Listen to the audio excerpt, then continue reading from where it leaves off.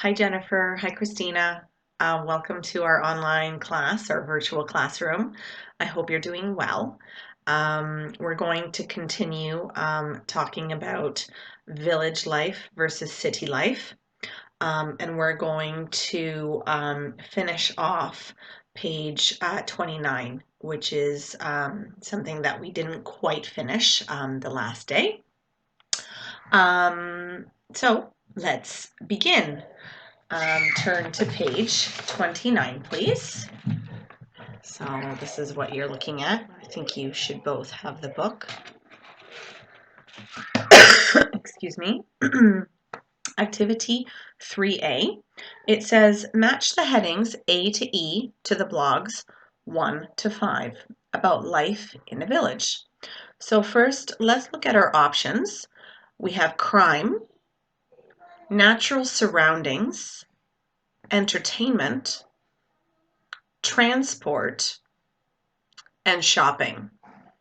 So at this point, what I want you to do is I want you to think about things, vocabulary related to crime, natural surroundings, entertainment, transport, and shopping.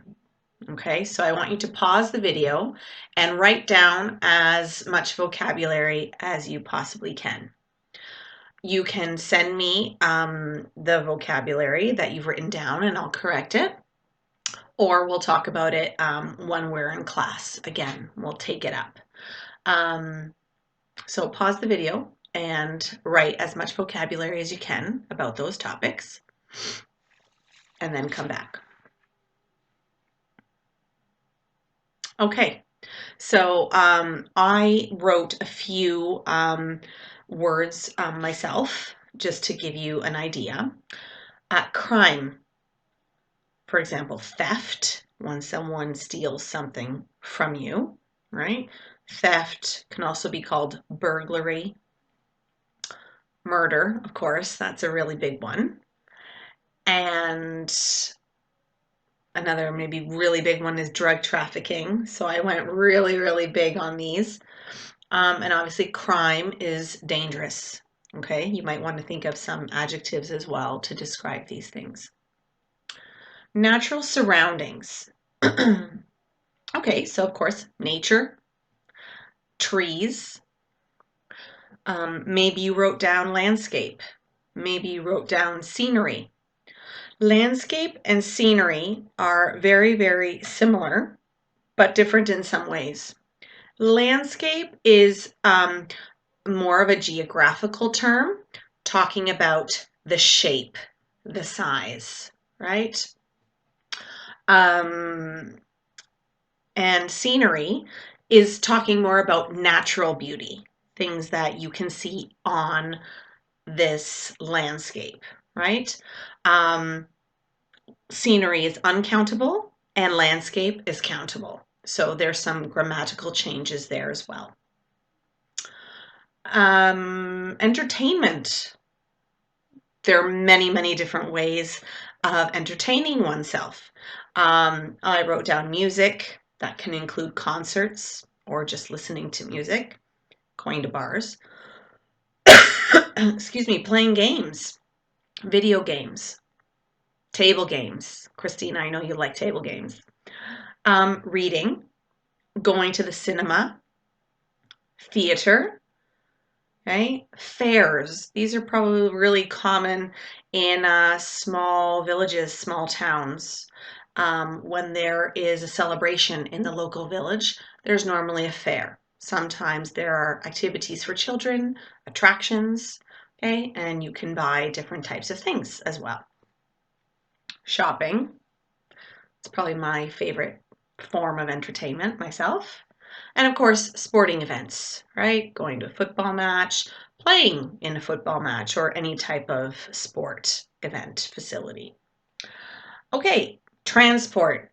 Again, lots of different types of transportation: bus, car, plane, train, scooter. Now everybody seems to be riding around on a scooter, an electric one.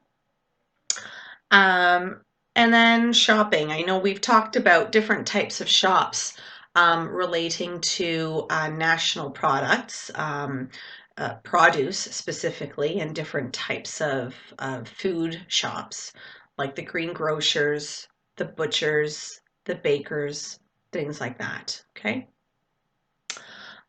So now I'd like you to take a moment and read the blogs, and I want you to match the blogs from 1 to 5 to the headings A to E.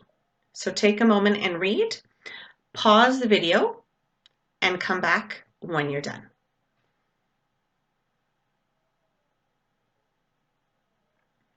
Okay, let's go on and correct then. Excuse me. Number 1, it's difficult to get to places if you don't have a car. Number 1 is D. Okay, transport. 2, there isn't anywhere to buy food in the village. 2 is E. Number 3, entertainment in the village is limited. Number 3 is C. Number 4, crime is a problem in the village. The answer is A. And 5, the natural surroundings in the village are helpful for Jim at Tilford's work. The answer is B. So for a moment, let's look at number 2. There's some vocabulary there that maybe is difficult for you. She says, we wouldn't starve. What is starve? Starve is basically something that happens to you when you have no food. You are extremely hungry. You are starving, right? To starve, okay, excuse me, is not having any food. She also mentions a general store. If we didn't have a car, because there's a small general store in the village. Store is another word for shop. Store is very common in American English and shop in British English. I'm not sure if I've mentioned that to you before. And a general store is a type of shop that you normally find in small villages where they have a little bit of everything. Okay, so that's called a general store. Then for number 4, what did he mention? What I really like is that it's so safe here. I can't leave my house unlocked without any worries. So if you have a key when you leave your house or your car, what do? You lock it. And the opposite of locked is unlocked. Okay, so if your door to the car is unlocked, anybody can open it. Okay, it isn't locked. It is unlocked. All right, very good. Let's go to activity B. Again, read the blogs. Are the statements true or false? So again, please pause the video, reread, and answer the questions. When you're finished, come back. All right, so true and false. Number 1, true. The answer is true. Number 2 is false. There isn't anywhere to buy food in the village. Why is it false? They can buy at the general store. 3, entertainment in the village is limited. True. 4, crime is a problem in the village. False, right? He unlocked it. And 5, the natural surroundings in the village are helpful for Jim. True or false? True. All right, very good. Sorry, I have a cough again. Activity 4A. Work with a partner. Make a list of the advantages and disadvantages of living in a village. Use ideas from exercise 2 and add any more that you can think of. Obviously, you can't work with a partner. Okay, so I would like you to write the advantages and disadvantages of living in a village. And I'd also like you to write the advantages and disadvantages of city living. Again, you can write them in a chart form or you can write them in sentence form, and then I will correct them if you send them to me at my email address. That's included on the English School page. Okay, so please do activity 4A and 4B, and then you can send them to me and I'll correct them. Excuse me. Letter C is something that we cannot do. Okay, but that's okay. If you would like, this is optional because there's technically no class on Thursday. In activity 5, it's a writing activity.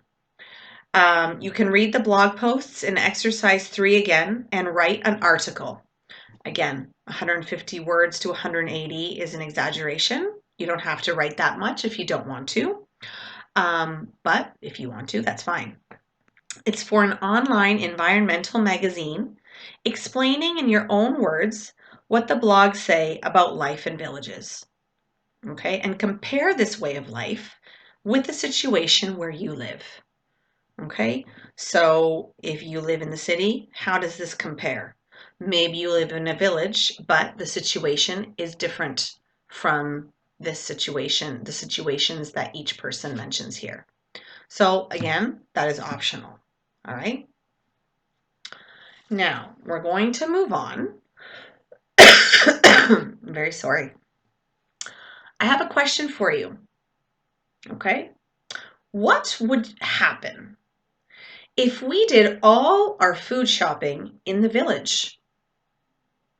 Answer that question out loud so people can hear you, right? What would happen if we did all our food shopping in the village? What do you think? Okay. When you answered the question, how did you answer it? What tense did you use? Think about the answer you gave. Did you use the past? Did you use the future? What did you use? Well, I hope you used the second conditional. Remember, the second conditional is a requirement for the exam that you have to use in your presentation, in the discussion, and if possible, in the other parts of the exam as well, the conversation and the interactive task. Okay, what is the second conditional? This is the second conditional. If plus the past simple plus would and the infinitive. So here is the answer to that question. What would happen if we did all our food shopping in the village? If we did all our food shopping in the village, we'd spend more money. So here you have if, you have the past simple, which is the past of the verb do, did, and you have would in the contracted form, right? You see that it's underlined here and it appears here. Okay, and then you have the infinitive, spend. This is the second conditional. When do you use the second conditional? What is the purpose of this tense? Well, I'm glad you asked that question. This is the reason. This is why. I don't know if you can see it.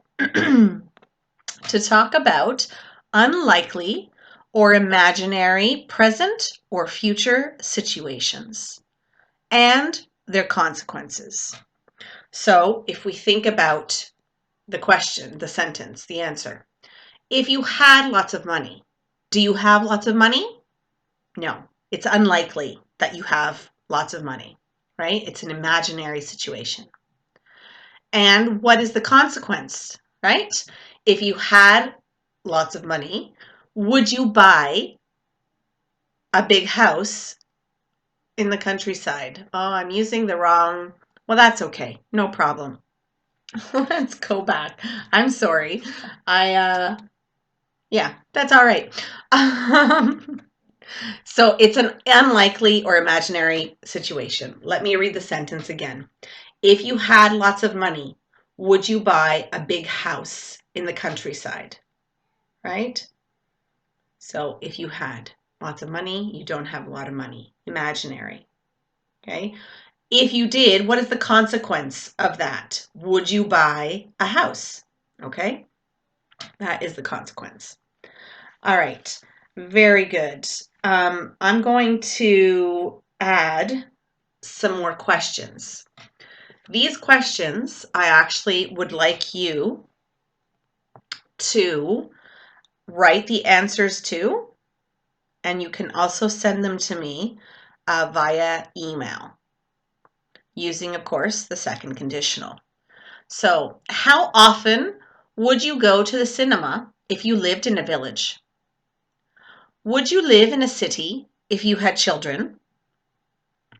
And if you had lots of money, would you buy a big house in the countryside? Again, I'm repeating myself. Okay, so I'd like you to answer those questions and you can send them to me. Now, a lot of this information, or all of this information, is on page 30 of your class book, okay? The second conditional of Unit 4. Again, you have the rules to talk about unlikely or imaginary present or future situations. You have the construction, if plus the past simple plus would plus the infinitive, and the uses. We use would as well when we feel sure about a consequence. We wouldn't starve if we didn't have a car, okay? Now we're faced with a situation, people are worried about where their food is coming from, right? People have to stay home. A lot of people are scared that if they don't go to the supermarket, they won't have food, right? So, but I don't think they will starve, right? We wouldn't starve if we didn't have a car. If we did all our food shopping in the village, we'd spend more money, right? Do you agree with that? Do you think you'd spend more money if you did your shopping in the village? Okay. Also, what's important? We can also use could to talk about ability with the second conditional. If I lived in a city, I couldn't do that. Okay. It wouldn't be possible. I can't do that. Okay. I wouldn't be able to do that. We use might as well when we're not sure about the consequence. If he lived in the country, he might feel lonely. I don't know. Maybe he loves living in the country and maybe he doesn't like having a lot of people around, right? Might. It's a possibility. So remember, you're using the second conditional and you're using the possibility. So you're doing two things at once with the language requirements of the exam. You have the formation of the question. So I showed you on the paper, right, the different questions, which are the same questions here from your book. Okay, so please answer the questions and send them to me. And let's look at activity 6A. Complete the sentences using the words and phrases from the box. Again, pause the video and come back when you've finished.